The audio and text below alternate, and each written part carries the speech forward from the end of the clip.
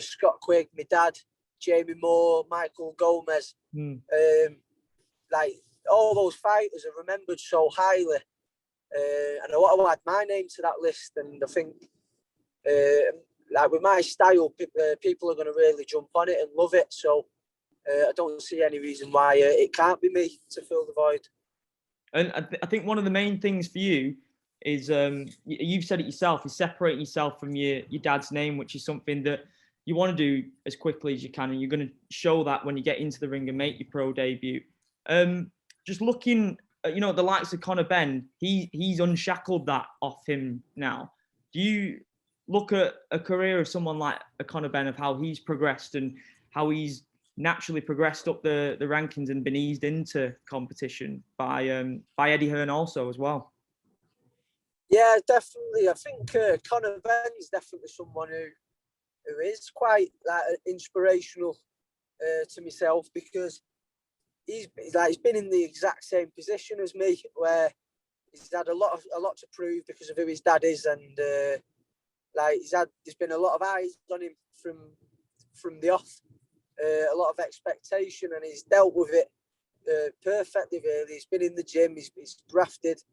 He's not always had it easy, and he's come through things. So I think, like with my career, I want to take it down a similar path, because he's got to the stage now where he's not thought of as Nigel Benn's son. He's Conor Benn. He's his own man, and he's respected in his own right. So that's how I want to get to, and I don't think it will take me that long to do it. Like I say, with my style, it's a style that people are really going to take to. It's really exciting and good to watch. So I do think in the near future, I'll be able to try and become my own man in the way Conor has. You've grown up obviously around fighters in your family, excelling in the sport, and will have been a fan of the sport for a long time, being around live fights. Aside from the family aspects, I just want to know, what were the fights that inspired you to get in the sport? The first time you saw a fight between two legends, maybe, and you got goosebumps and you couldn't wait to get in there. Yeah, the fights that I've seen personally live that I've really remembered for being great, and was probably the Crowell and Ares fights. I was at both of them. And the atmosphere for those was something else. The Manchester Arena, there's a bit of there's a special atmosphere there. So to box there is be a dream come true. To headline that, and I watched Josh Warrington and Carl Frampton. That was the same sort of thing. And then stuff that I've watched back over the years, on YouTube. My dad against Costa Zoo, Jamie Moore versus Macklin, Gomez Arthur, fights like that, proper wars and tear-ups.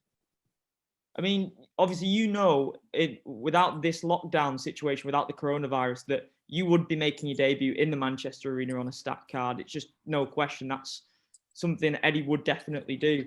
But on the flip side, you find yourself in a really good situation here, where you've not got that pressure of a big city atmosphere. You've got obviously a live TV audience watching you, but you can go in there and know that you don't have to please everyone in the arena on the night. You can put in the performance and ease into the fight as and when you please. Is that something that you are feeling happy about? Yeah, definitely, because I know without a shadow of a doubt that people have said it to me in the gym, but walking out in front of 20,000 people at the Manchester Arena all cheering, you're going to be eager to please, and you're going to want to put a good performance in. And what I've been told off loads of people leading up to my debut is, don't worry too much about pleasing people, and don't try too hard to look good, because you won't. Like they say, just go in, relax, and do what you do, and then people will just be impressed anyway. So I think the fact that there won't be an arena full of screaming fans will mean I've got that bit more composure, and I will take my time a bit more and not be too eager to please. So that's definitely one of the positives if you want to find one. But I would have loved to have made my debut at the Manchester Arena, because it's been like since the first time I walked in my amateur gym. I just like that's what I've dreamed about. So there's the good sides and there's the bad sides to it, but I do probably think in hindsight it's probably better. It probably worked out better for me. Yeah, definitely. I just want to know, this is something you might not be able to answer, Campbell, but do you recall your first boxing memory? Like whether it was watching a fight, your first live fight you attended, what was it like, if you can remember that? I've got like vague memories of like going into Billy Graham's Phoenix camp, watching my dad and Matthew train. So I can remember bits of that, and like I never went to my dad or Matt's fights because I was a little bit too young. So I can't remember that, but like going to watch Crawler fight and like Scott Quigg fights, I went to a lot of, because when my dad used to promote shows, I used to go to watch a lot of Scott's fights as well. So they stick out. That's probably the earliest thing I can remember, to be honest. Good man. And I see in the promos that Matchroom have put out, you've got Man City on your shorts, just like your dad, and you're walking out at the City of Manchester Stadium, the Etihad, that must have been goosebumps for you, just to take in that empty stadium where your dad made history. One of the biggest selling stadium shows that the country's seen, that legendary night. Yeah, definitely. I think I might be wrong, but I'm pretty sure my dad was one of the first to really do it. Yeah. Like we see now, like with AJ, like nearly before COVID, nearly every show was Wembley or the O2. But it just shows now my dad did that before the days of like social media and like the things that you can use to build up a fight. And now he didn't need it. 100%. So it shows how loved he was. But yeah, definitely when I was there looking at the empty ground, I've been going there since I can remember. I must have been about 2 years old when I first went there watching City, maybe even younger. So like it's somewhere that I hold close to my heart. So to box there myself, and I can imagine how my dad must have been feeling. To walk out there, so that's definitely the top of my list of things I'd love to do in my career. If I've done that, you know you've made it. Oh, 100%, mate. And then one thing that I've noticed about you, just by chatting to you now, and obviously in that reveal press conference with Eddie, is that you have no problem, discussing things. You have no problem voicing your opinion on things. Where a lot of guys making the debut, they struggle with interviews and getting the point across because they've not had that exposure to media and stuff.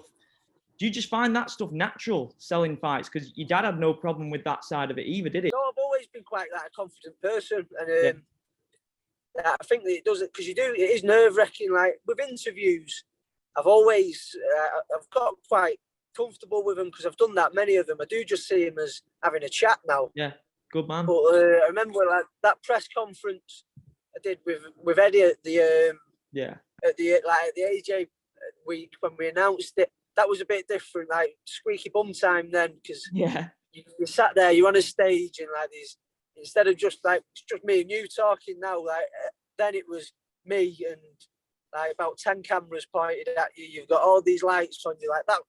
I was pretty nervous with that, but it is something you just get used to, and like if you are naturally quite confident, it's half the battle. It's good that he threw you in there, man, though, isn't it? Like threw you in, not at the deep end, because you got your dad there with you. But that's a lot of trust in a young man like yourself to have you on live television and trust you to go and sell the fight. Because sometimes it just doesn't happen. Sometimes people can just freeze up. But you're a natural, mate. Fair play to you. Yeah, no, I've always dealt with it quite well. Like, because even like obviously I'm in the deep end again with my debut on the show that it is, Sky Box Office, Whyte, Povetkin.